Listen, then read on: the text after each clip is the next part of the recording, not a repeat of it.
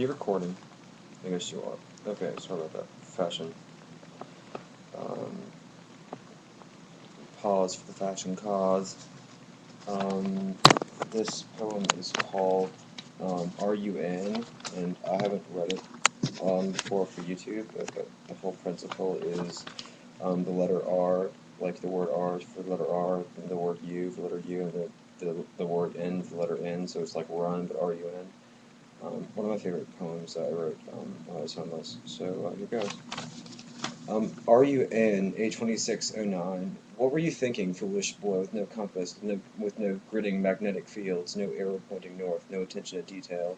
I folded my heart into a dragon origami, and the crease of its expression was precise in providing balance, symmetry, symmetrical meaning of lines, both boundary and bordering, teaching patience a long story about never getting enough out of forcing paper into shapes that lack life. Form and function, or a fold away from making a stage become active and alive while you act like you enjoy entertaining, an impossible thing to fake unless suddenly the curtains expose the fact that there is no escape, trapped in the spotlight while the audience of eyes become the anxiety that you hate, inducing rage, irony revealed in your avenue of freedom to express becoming your containment in a criticizing cage of onlooking critics and opinions being pushed on all with an obnoxious arrogance called an eloquent decision to sell your overanalyzed exhaust fumes of resentment fueled by the recycling of someone else's finesse, a rewording of a comment once applauded, appalled to its irreverence, to ignore where it had been, all eyes on you because no one can afford to lend an ear. They can only afford to steal what they intended to be borrowed, and now feared because the realization is sinking in that what you have chosen is more costly than just sin. You can never go back to when they first let you in. Retrace your steps. Retrace your steps. Your soles are wearing thin.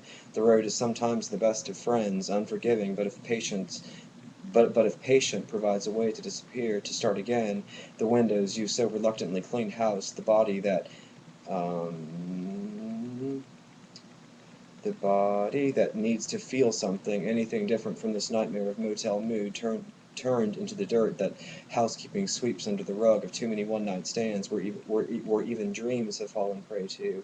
The danger is in game. I think you hate chess, so I have to cover my mouth and mumble checkmate, but the bill is still at the front desk, and I still have the key. Room service blushed when you told her what you needed. I think requests of what I think requests of that nature are reserved for those with nothing to lose, but I'm a sore loser, and this relationship will leave more than just a bruise. I've talked until I am blue of balls and blue of face. If you spent as half as much time rehearsing your lines, you might actually be delivered from your own failure to communicate. The words were all we had. They still soaked up the excess air. They absorbed all the complaints of what is this and this is not fair. I am left with this, inside an opinion of doing the right thing. But why do I feel like I've done you so wrong?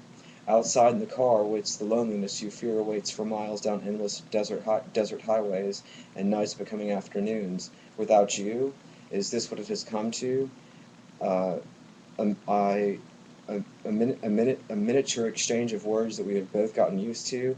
Let's face it, anger is not my color, and you're emotionally trapped in the basement, wrapped around the blanket of yet another love song. It writes the mood. It completes the cycle of grief. But I know I know now. But I know I always skip a step. This is the part where I disappear, leave you with a feeling that I avoid, now paranoid, and you look so pretty when you befriend despair. It's as though the emotion clings to your flesh, gets caught in your hair. We have been stuck in this box, once made of music, but has been demoted to just wood. If it smelled like pine or evergreen, I could let my imagination do all the work. It's an overdrive, and I'm going through a phase where I abide by all the rules. So I will not be leaving you in the dust of our mistakes, rather in the cloud of our misunderstandings. You haven't learned to retire phrases that require no thoughts, like in the stickiest of selfishness.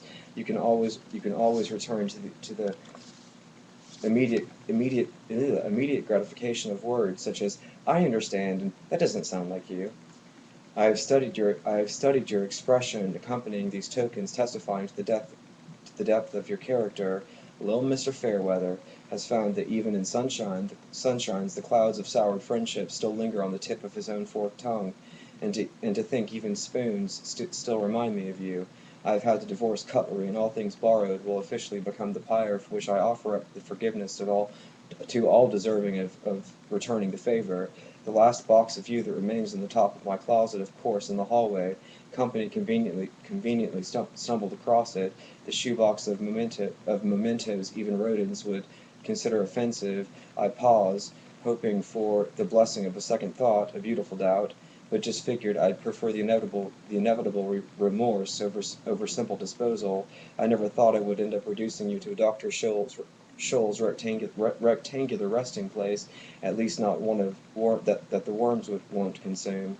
And that's even more embarrassing. And what's even more embarrassing is the fact that they were on sale. The sticker still remains an appropriate place after the consignment of our commitment once consolidated. Now just a debt that no one can ever fill. Financial metaphors tend to kill, but admit it, I'm overpriced and you're always on sale. I've decided to leave the tag to remind me how cheap you've always made me feel. Always wondering whether or not money was the root of all evil or just your particular brand of dementia. I've called it the promises. I've called it the need for control ahead above the rest. Photo finish. Photo finish glossy sickness and always making promises just for the pleasure of inducing disappointments, a last minute effort to view the frustrated sorrows of having no control over you. You have not yet matured to a place that would make my superiors respect you. Until you do, all the attention you receive is the embarrassing kind, attracting hostile disasters. Would you invite a tornado into your living room during the holidays while your family sips out of china that is saved for occasions as rare as your sincerities and as fragile as your ego believes itself to be? Bully me to buy into your excuse for decency. That is RUN. Fictitious relationship that ended up um, destroying everything domestic for me, and ended up essentially with me divorcing cutlery because like his forked tongue, spooning him at night, that kind of shit. So cutlery I can no longer eat with silver spoons like ever again. That was the purpose of that whole uh, sentence. And then secondarily, the very end, um, which was the it was it's a metaphor for a bull in a china shop. Like you wouldn't have your most expensive china out with tornado flowing through your house. Like yeah. Anyway, that will bully me into your rare excuse for decency. That was yeah. That I wrote that really quickly on a train track in the middle of the night with it was freezing cold outside, and I have no idea where it came from, but I love it.